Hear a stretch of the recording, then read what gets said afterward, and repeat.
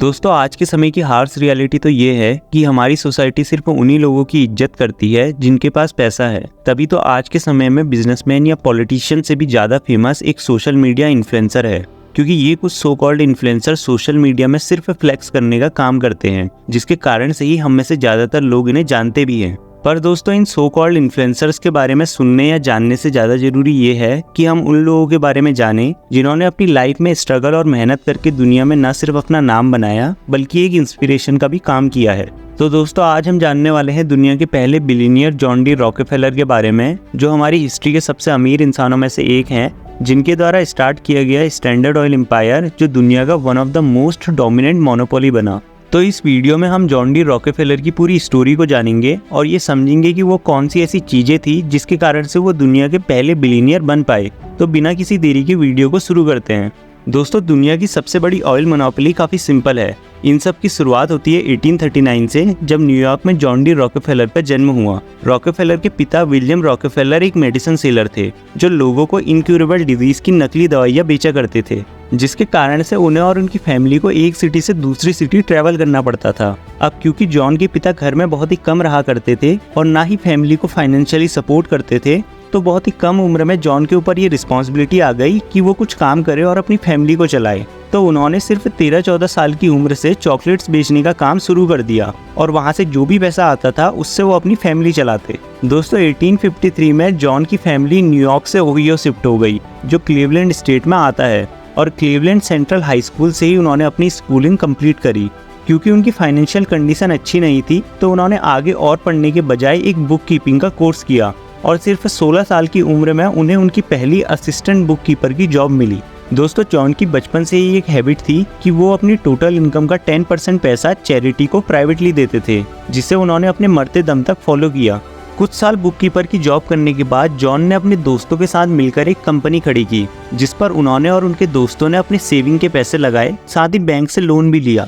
उनकी ये company food grains को खरीदने और बेचने का काम करती थी। पर फिर जब 1857 में यूएस में रिसेशन आया, तो जहां बाकी सारे लोग अपनी कंपनी को चलाने के लिए काफ़ी स्ट्रगल कर रहे थे, पर उस समय भी जॉन ने इस रिसेशन को एक अपॉर्चुनिटी की तरह लिया और रिसेशन में भी उनके बिजनेस ने काफ़ी अच्छी ग्रोथ अचीव करी। लेकिन 1859 में कुछ ऐसा हुआ जिसने जॉन की लाइफ को पूरी तरह चेंज कर दिया। पेंसिल्वेनिया में शुरू हुए ऑयल एक्सट्रैक्शन के काम के बारे में जब जॉन को पता चला, तब उन्हें फ्यूचर नीड को समझते हुए इसमें एक अच्छी अपॉर्चुनिटी दिखी, जिसके बाद जॉन ने ऑयल इंडस्ट्री में इंटर करने का फैसला लिया, जो सिर्फ जॉन के लिए ही नहीं बल्कि पूरे यूएस के लिए एक टर्निंग पॉइंट साबित हुआ। अब उस समय जॉन के सामने सिर्फ 2 ऑप्शन थे कि वो या तो ऑयल एक्सट्रैक्शन का काम करे या फिर ऑयल रिफाइनरी का। अब क्योंकि ऑयल एक्सट्रैक्शन के काम में सबसे बड़ी डिसएडवांटेज ये थी कि ऑयल एक्सट्रैक्शन करते वक्त कभी जमीन से ऑयल निकलता था और कभी नहीं निकलता था।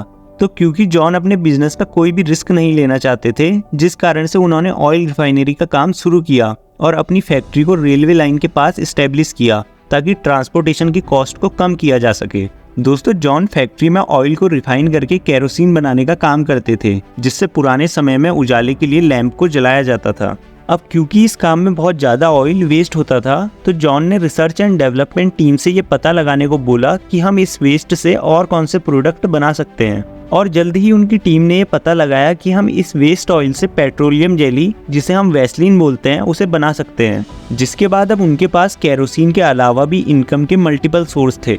जब जॉन का ऑयल रिफाइनरी बिजनेस काफ़ी तेज़ी से बढ़ रहा था, तब 1870 में उन्होंने स्टैंडर्ड ऑयल कंपनी की शुरुआत करी। अब क्योंकि जॉन को ये पता था कि कोई भी आदमी बड़ी आसानी से ऑयल रिफाइनरी की शुरुआत कर सकता है, तो उन्होंने बाकियों से कॉम्पीट करने के लिए अपने अच्छे कनेक्शन ट्रांसपोर्टेशन लाइन में बनाए, ताकि वो केरोसिन की कॉस्ट को कम कर सके। साथ ही जॉन ने अपनी पाइपलाइंस भी बिछाई, जिससे लोगों को केरोसिन बहुत ही कम कॉस्ट में मिलने लगा। इन सब चीज़ों के चलते स्टैंडर्ड ऑयल बहुत ही तेज़ी से आगे बढ़ने लगी और कुछ ही समय में बहुत ही बड़ी कंपनी बन गई।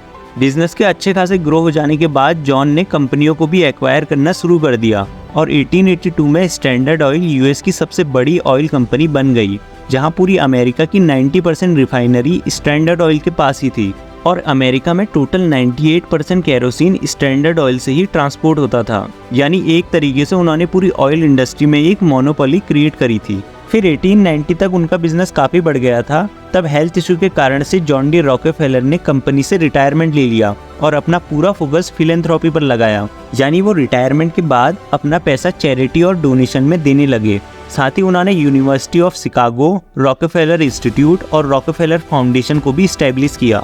बाद में कई आरोप भी स्टैंडर्ड ऑयल में लगे, जहां सबसे बड़ा आरोप मार्केट में मोनोपोली क्रिएट करने का था, जिसके लिए यूएस सुप्रीम कोर्ट ने स्टैंडर्ड ऑयल को 34 अलग अलग कंपनीज में ब्रेक होने को कहा। जिसके बाद स्टैंडर्ड ऑयल 34 अलग अलग कंपनी में ब्रेक हो गई, पर ब्रेकडाउन होने के बाद भी रॉकफेलर का रेवेन्यू कम होने के बजाय और भी ज़्यादा हो गया। जिसके साथ ही साल 1960 में जॉन डी रॉकफेलर दुनिया के पहले बिलियनियर बने और उस समय उनकी नेटवर्थ यूएस की टोटल जीडीपी की 2% थी। और इससे ही आप अंदाजा लगा सकते हो कि स्टैंडर्ड ऑयल कितनी बड़ी कंपनी रही होगी। पर इतना अमीर होने के बाद भी रॉकफेलर सिंप्लिसिटी को फॉलो करते थे।